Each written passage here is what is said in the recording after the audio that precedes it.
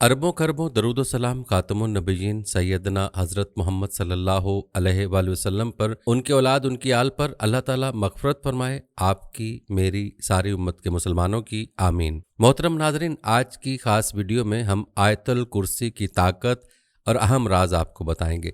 इसके अलावा इस आयत की शान क्या है, इस आयत की अहमियत क्या है, इस आयत की अज़मत क्या है, इस अजीम आयत के फ़ज़ाइल क्या हैं, ये तमाम तफसीलात आज की वीडियो में बयान की जाएंगी।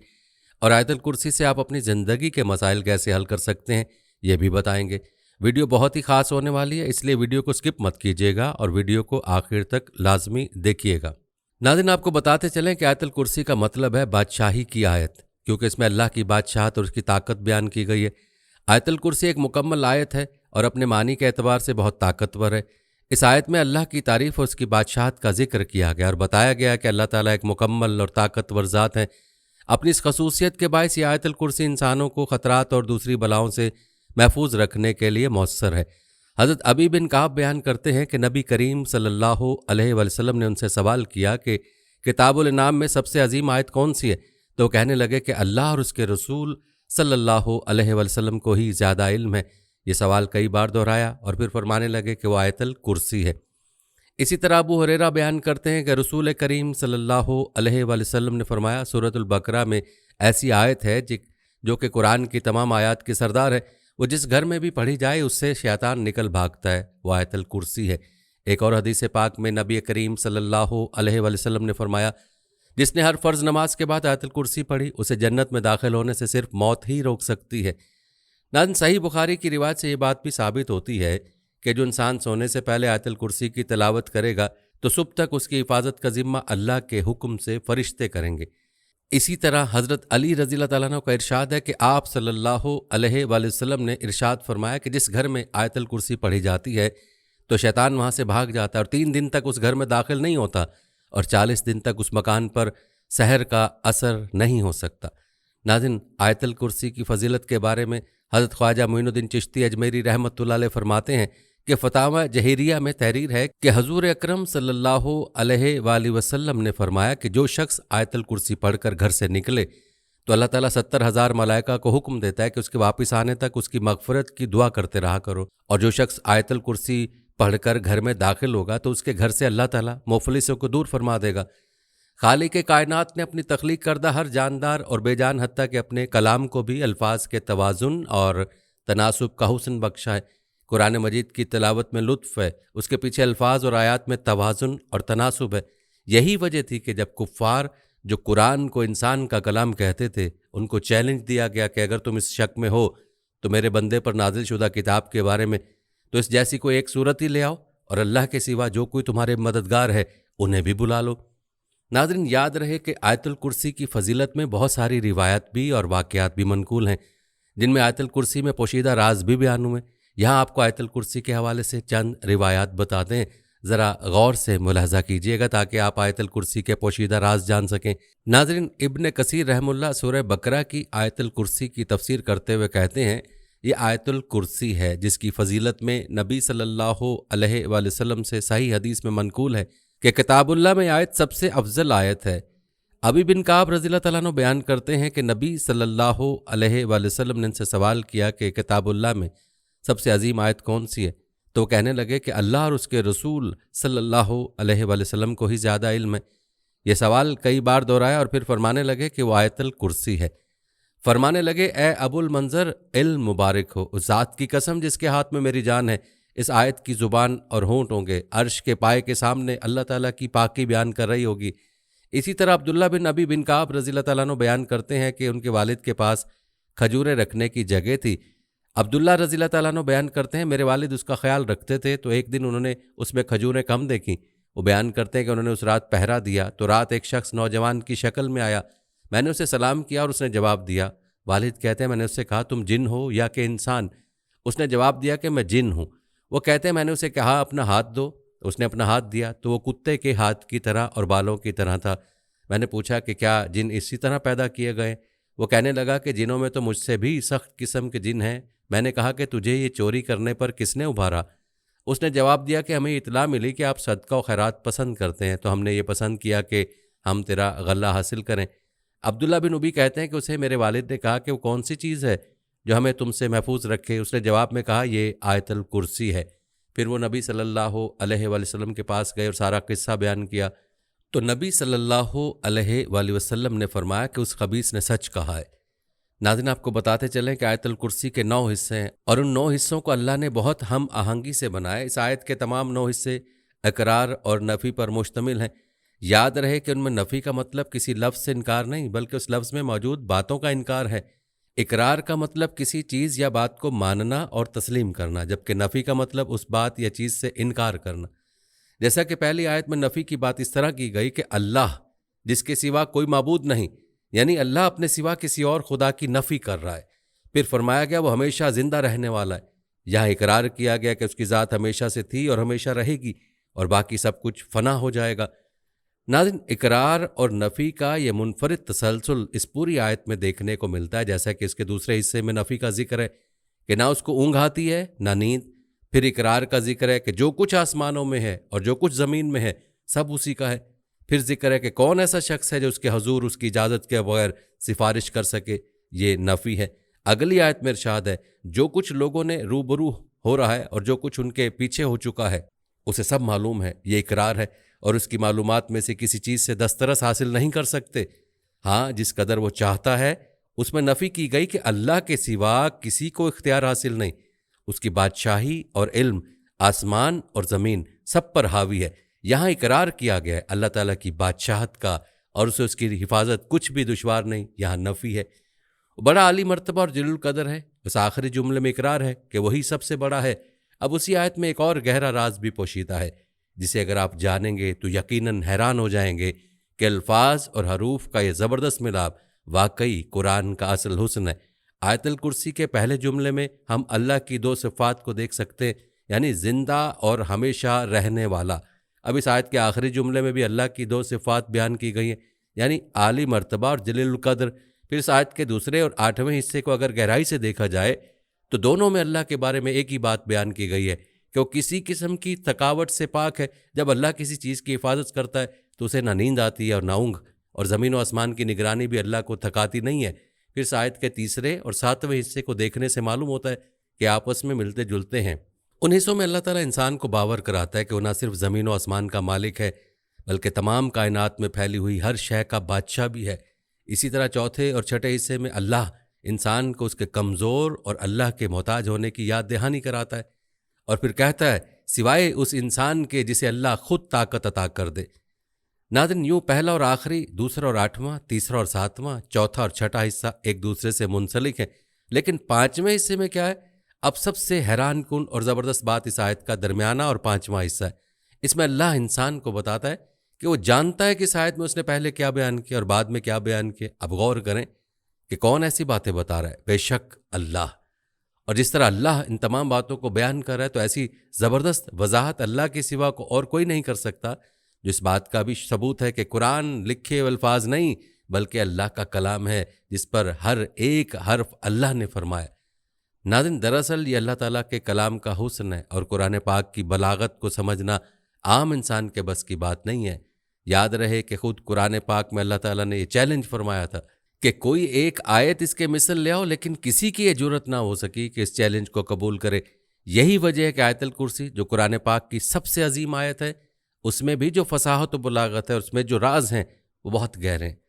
ناظرین، امام احمد رحمہ اللہ بیان کرتے کہ ہمیں محمد بن جعفر نے عثمان بن عتب سے حدیث بیان کی کہ عتاب کہتے ہیں کہ میں نے ابو السلیل کو یہ کہتے ہوئے سنا کہ نبی صلی اللہ علیہ وسلم کے ایک صحابی لوگوں کو حدیث بیان کیا کرتے تھے، حتیٰ کہ لوگوں کی تعداد بہت زیادہ ہو گئی تو وہ گھر کی چھت پر چڑھ جاتے اور یہ حدیث بیان کیا کرتے تھے کہ رسول اکرم صلی اللہ علیہ وسلم نے فرمایا قرآن مجید میں کون سی آیت سب سے زیادہ عظمت کی حامل ہے؟ تو ایک شخص کہنے لگا اللہ لا الہ الا هو الحی القیوم۔ وہ بیان کرتے ہیں کہ نبی صلی اللہ علیہ وسلم نے اپنا ہاتھ میرے سینے پر رکھا تو چھاتی پر میں نے اس کی ٹھنڈک محسوس کی، اور نبی صلی اللہ علیہ وسلم یہ فرمانے لگے اے ابو المنظر، علم کی مبارک ہو۔ ایک دوسری روایت میں ابو ذر رضی اللہ تعالیٰ عنہ بیان کرتے ہیں کہ میں نبی صلی اللہ علیہ وسلم کے پاس آیا تو آپ مسجد میں تشریف فرما تھے تو میں بھی بیٹھ گیا، تو نبی صلی اللہ علیہ وسلم نے فرمایا اے ابو ذر، کیا تو نے نماز پڑھی ہے؟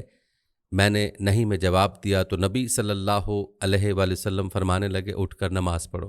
میں نے اٹھ کر نماز ادا کی اور پھر بیٹھ گیا تو نبی صلی اللہ علیہ وآلہ وسلم فرمانے لگے اے ابو ذر، انسانوں اور جنوں کے شر سے پناہ طلب کرو۔ وہ کہتے ہیں کہ میں نے رسول اکرم صلی اللہ علیہ وآلہ وسلم سے کہا کہ کیا انسانوں میں بھی شیطان ہوتے ہیں؟ تو نبی صلی اللہ علیہ وآلہ وسلم فرمانے لگے جی ہاں۔ میں نے کہا نماز؟ تو نبی صلی اللہ علیہ وآلہ وسلم فرمانے لگے یہ اچھا موضوع ہے، جو چاہے زیادہ کر لے اور جو چاہے کم کر لے۔ وہ کہتے ہیں میں نے کہا روزے کے بارے میں؟ نبی صلی اللہ علیہ وآلہ وسلم فرمانے لگے فرض ہے، اس کا اجر دیا جائے گا اور اللہ تعالیٰ کے ہاں اور زیادہ اجر ملے گا۔ میں نے کہا کہ اللہ کے رسول صلی اللہ علیہ وآلہ وسلم صدقہ؟ تو وہ کہنے لگے اس کا اجر ڈبل سے بھی زیادہ ہوتا ہے۔ میں نے کہا کون سا صدقہ بہتر ہے؟ تو فرمایا قلیل اشیاء کے مالک کا صدقہ، اور یا پھر فقیر کو چھپا کر دینا۔ میں نے کہا اے اللہ کے رسول صلی اللہ علیہ وآلہ وسلم سب سے پہلا نبی کون تھا؟ فرمانے لگے آدم علیہ السلام۔ میں نے کہا اے اللہ کے رسول کیا وہ نبی تھے؟ نبی صلی اللہ علیہ وآلہ وسلم نے فرمایا کہ وہ نبی مکلم تھے، اللہ تعالیٰ کے ساتھ بات چیت کی تھی۔ میں نے کہا اے اللہ تعالیٰ کے رسول صلی اللہ علیہ وآلہ وسلم رسولوں کی تعداد کیا ہے؟ فرمانے لگے 310 سے کچھ زیادہ ہے۔ ایک جمع غفیر تھا اور ایک مرتبہ یہ فرمایا کہ 315۔ میں نے کہا اے اللہ تعالیٰ کے رسول صلی اللہ علیہ وآلہ وسلم آپ پر جو نازل کیا گیا ہے اس میں سب سے عظیم کیا ہے؟ فرمائے آیت الکرسی، اللہ لا الہ الا هو الحی القیوم۔ ناظرین، اس آیت الکرسی کی فضیلت متعدد حدیث میں مختلف انداز سے بیان ہوئی ہے۔ ایک روایت امام بخاری رحمہ اللہ نے ابو ہریرہ رضی اللہ تعالیٰ عنہ سے بیان کی ہے۔ وہ آیت الکرسی کے حوالے ایک عجیب واقعہ یوں بیان کرتے ہیں، فرماتے ہیں نبی صلی اللہ علیہ وآلہ وسلم نے مجھے رمضان کے فطرانے کی حفاظت کرنے کو کہا۔ رات کو ایک شخص آیا اور غلہ لے جانے لگا تو میں نے اسے پکڑ کر کہا کہ میں یہ معاملہ نبی صلی اللہ علیہ وآلہ وسلم تک لے جاؤں گا۔ وہ کہنے لگا مجھے چھوڑ دو، اس لیے کہ میں محتاج ہوں، میرے چھوٹے چھوٹے بچے ہیں اور شدید قسم کی ضرورت بھی ہے۔ تو میں نے اسے چھوڑ دیا۔ جب صبح ہوئی تو نبی صلی اللہ علیہ وآلہ وسلم فرمانے لگے ابو ہریرہ، رات والے قیدی نے کیا کیا؟ وہ کہتے ہیں کہ میں نے کہا اے اللہ تعالیٰ کے رسول صلی اللہ علیہ وآلہ وسلم شدید قسم کے فکر و فاقہ اور اہل و عیال اور شدید قسم کی ضرورت کی شکایت کی تو میں نے اس پر ترس اور رحم کرتے ہوئے چھوڑ دیا۔ نبی صلی اللہ علیہ وآلہ وسلم فرمانے لگے اس نے جھوٹ بولا ہے اور وہ دوبارہ بھی آئے گا۔ تو مجھے علم ہو گیا کہ نبی صلی اللہ علیہ وآلہ وسلم کے قول کے مطابق وہ دوبارہ بھی لازمی آئے گا۔ تو میں نے دھیان رکھا، وہ آیا اور غلہ اکٹھا کرنے لگا۔ تو میں نے اسے پکڑ کر کہا کہ میں یہ معاملہ نبی صلی اللہ علیہ وآلہ وسلم تک لے جاؤں گا۔ وہ کہنے لگا مجھے چھوڑ دو، اس لیے کہ میں محتاج ہوں، میرے چھوٹے چھوٹے بچے ہیں اور شدید قسم کی ضرورت بھی ہے، میں دوبارہ نہیں آتا۔ تو میں نے اسے چھوڑ دیا۔ جب صبح ہوئی تو نبی صلی اللہ علیہ وآلہ وسلم فرمانے لگے ابو ہریرہ، رات والے قیدی نے کیا کہا؟ میں نے کہا اے اللہ کے رسول صلی اللہ علیہ وسلم اس نے شدید قسم کی فکر و فاقہ اور اہل و عیال اور شدید قسم کی ضرورت کی شکایت کی تو میں نے اس پر ترس اور رحم کرتے ہوئے چھوڑ دیا۔ نبی صلی اللہ علیہ وآلہ وسلم فرمانے لگے اس نے جھوٹ بولا اور وہ دوبارہ بھی آئے گا۔ تو میں نے تیسری مرتبہ بھی اس کا دھیان رکھا، وہ آیا اور غلہ اکٹھا کرنے لگا۔ تو میں نے اسے پکڑ کر کہا کہ میں یہ معاملہ نبی صلی اللہ علیہ وآلہ وسلم تک لے جاؤں گا، یہ تیسری اور آخری بار ہے، تو کہتا تھا کہ نہیں آؤں گا اور پھر آ جاتا ہے۔ وہ کہنے لگا مجھے چھوڑ دو، میں تمہیں کچھ کلمات سکھاتا ہوں جس سے اللہ تعالیٰ تجھے فائدہ دے گا۔ میں نے کہا وہ کون سے کلمات ہیں؟ وہ کہنے لگا کہ جب تم اپنے بستر پر آؤ تو یہ آیت الکرسی پڑھو، اللہ لا الہ الا هو الحی القیوم۔ یہ مکمل پڑھنے پر اللہ تعالیٰ کی طرف سے تمہارے لیے ایک محافظ مقرر کر دیا جائے گا اور صبح تک شیطان تمہارے قریب بھی نہیں آ سکے گا۔ تو میں نے اسے چھوڑ دیا۔ جب صبح ہوئی تو نبی صلی اللہ علیہ وآلہ وسلم فرمانے لگے ابو ہریرہ، رات والے قیدی نے کیا کیا؟ میں نے کہا اے اللہ تعالیٰ کے رسول صلی اللہ علیہ وآلہ وسلم اس نے مجھے کچھ کلمات سکھائے جن کے بارے میں اس کا خیال یہ تھا کہ اللہ تعالیٰ ان کلمات سے مجھے فائدہ دے گا۔ تو میں نے اسے چھوڑ دیا۔ نبی صلی اللہ علیہ وآلہ وسلم فرمانے لگے وہ کلمات کون سے ہیں؟ میں نے کہا کہ اس نے مجھے یہ کہا ہے کہ جب تم اپنے بستر پر آؤ تو یہ آیت الکرسی پڑھو، اللہ لا الہ الا هو الحی القیوم، اور اس نے مجھے یہ کہا کہ مکمل پڑھنے پر اللہ تعالیٰ کی طرف سے تمہارے لیے ایک محافظ مقرر کر دیا جائے گا اور صبح تک شیطان تمہارے قریب بھی نہیں آ سکے گا۔ اور صحابہ کرام تو خیر و بھلائی کے کاموں میں بہت ہی زیادہ حریص تھے۔ تو نبی صلی اللہ علیہ وآلہ وسلم فرمانے لگے تیرے ساتھ بات تو اس نے سچی کی ہے لیکن وہ خود جھوٹا ہے۔ اے ابو ہریرہ، تمہیں یہ علم ہے کہ تم 3 راتوں سے کس کے ساتھ بات چیت کر رہے تھے؟ میں نے کہا کہ نہیں۔ تو نبی صلی اللہ علیہ وآلہ وسلم فرمانے لگے کہ وہ شیطان تھا۔ ناظرین، ایک روایت میں نے جنوں کے ایک فقیر شخص کو پکڑ لیا اور اسے چھوڑ دیا، پھر وہ دوسری اور تیسری بار بھی آیا تو میں نے اسے کہا کیا تو نے میرے ساتھ وعدہ نہیں کیا تھا کہ آئندہ نہیں آؤ گے؟ آج میں تمہیں نہیں چھوڑوں گا بلکہ نبی صلی اللہ علیہ وآلہ وسلم کے پاس لے کر ہی جاؤں گا۔ تو وہ کہنے لگا ایسا نہ کرنا، اگر آپ مجھے چھوڑ دو گے تو میں تمہیں کچھ ایسے کلمات سکھاؤں گا، آپ جب وہ کلمات پڑھیں گے تو کوئی بھی چھوٹا یا بڑا اور مذکر مؤنث جن تمہارے قریب بھی نہیں پھٹکے گا۔ وہ اسے کہنے لگا کیا واقعی تم یہ کام کرو گے؟ اس نے جواب دیا ہاں میں کروں گا۔ ابو ہریرہ رضی اللہ تعالیٰ عنہ نے کہا کہ وہ کون سے کلمات ہیں؟ وہ کہنے لگا اللہ لا الہ الا هو الحی القیوم، اور آیت الکرسی کی مکمل پڑھی تو اسے چھوڑ دیا تو وہ چلا گیا اور واپس نہ لوٹا۔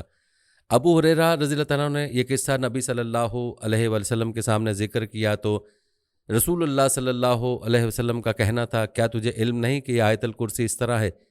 ناظرین، یہ 3 واقعات آپ نے ملاحظہ کیے ہیں جو ایک طرح کے ہیں لیکن مختلف انداز سے بیان ہوئے، اور یہ الگ الگ واقعات بھی ہو سکتے ہیں۔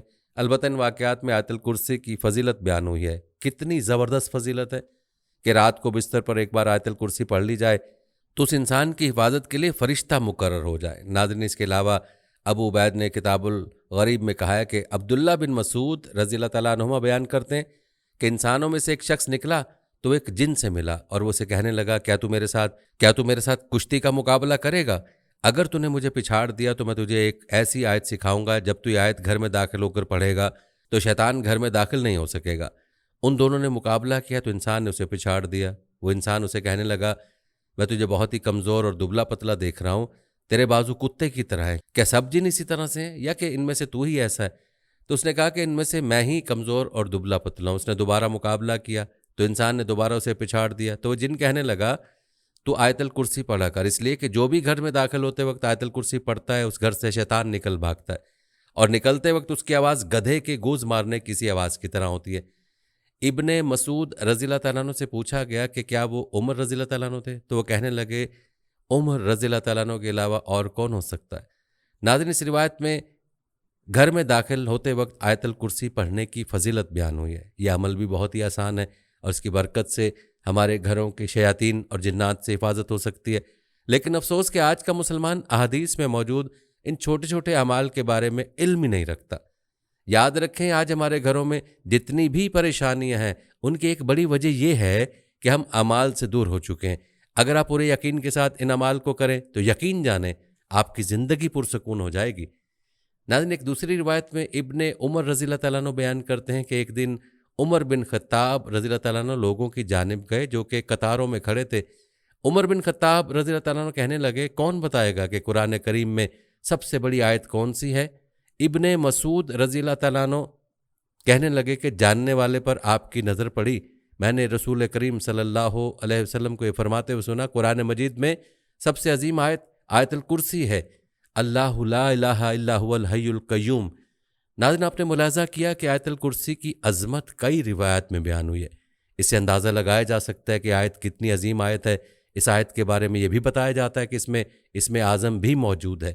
اس آیت کے اسم اعظم پر مشتمل ہونے کے متعلق امام احمد رحم اللہ کا کہنا ہے، اسما بنت یزید کہتی ہیں کہ میں نے رسول کریم صلی اللہ علیہ وآلہ وسلم کو فرماتے ہوئے سنا کہ ان 2 آیتوں اللہ لا الہ الا هو الحی القیوم اور الف لام میم اللہ لا الہ الا هو الحی القیوم میں اللہ تعالیٰ کا اسم اعظم ہے۔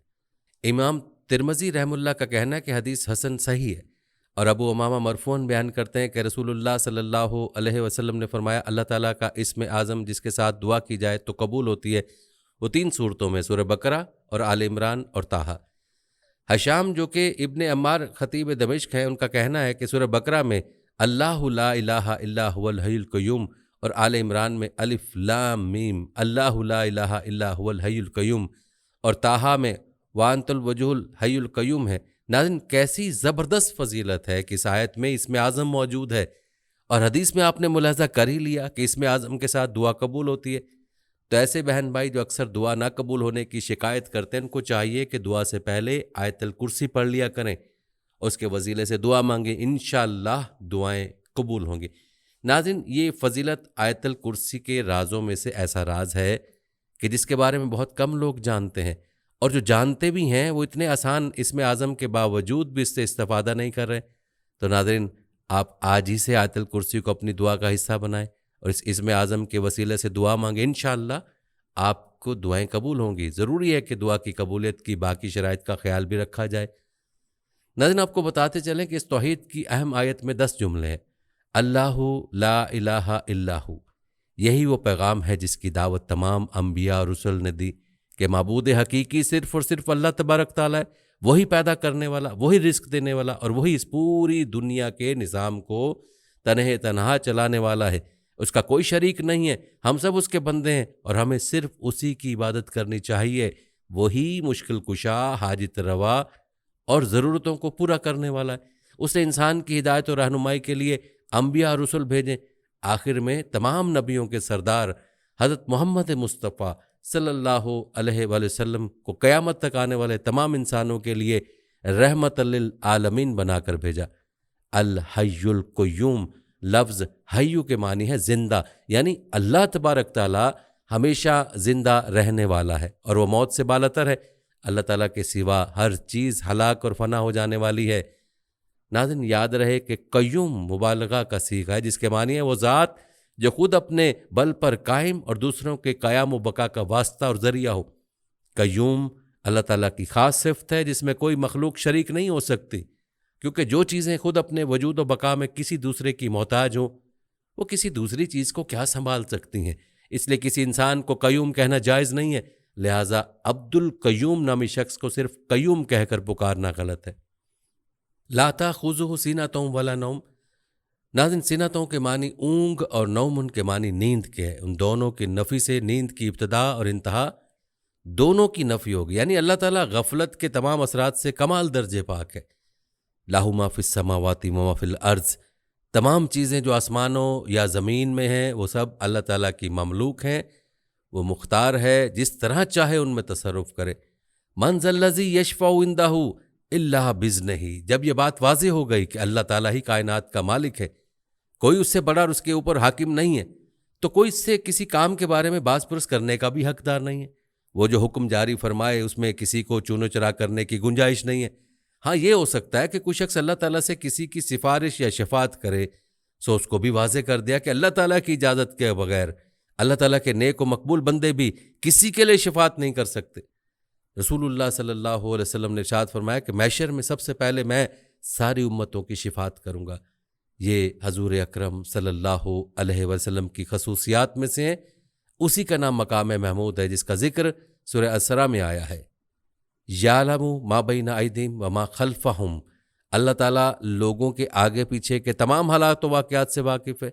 ناظرین، آگے اور پیچھے کا یہ مفہوم بھی ہو سکتا ہے کہ ان کے پیدا ہونے سے پہلے اور پیدا ہونے کے بعد کے تمام حالات و واقعات اللہ تعالیٰ کے علم میں، اور یہ مفہوم بھی ہو سکتا ہے کہ آگے سے مراد وہ حالات ہیں جو انسان کے لیے کھلے ہوئے ہیں اور پیچھے سے مراد اس سے مخفی واقعات و حالات ہیں۔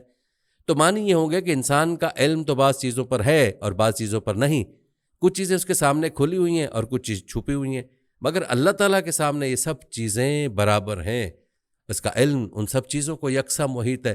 وَلَا يُحِيطُونَ بِشَيْءٍ مِّنْ عِلْمِهِ إِلَّا بِمَا شَاءَ، انسان اور تمام مخلوقات اللہ تعالیٰ کے علم کے کسی حصے کا بھی احاطہ نہیں کر سکتے، مگر اللہ تعالیٰ ہی خود جس کو جتنا حصہ علم عطا کرنا چاہیں صرف اتنا ہی اس کو علم ہو سکتا ہے۔ اس آیت میں بتلا دیا گیا کہ تمام کائنات کے ذرے ذرے کا علم محیط صرف اللہ تعالیٰ کی خصوصی صفت ہے، انسان یا کوئی مخلوق اس میں شریک نہیں ہو سکتی۔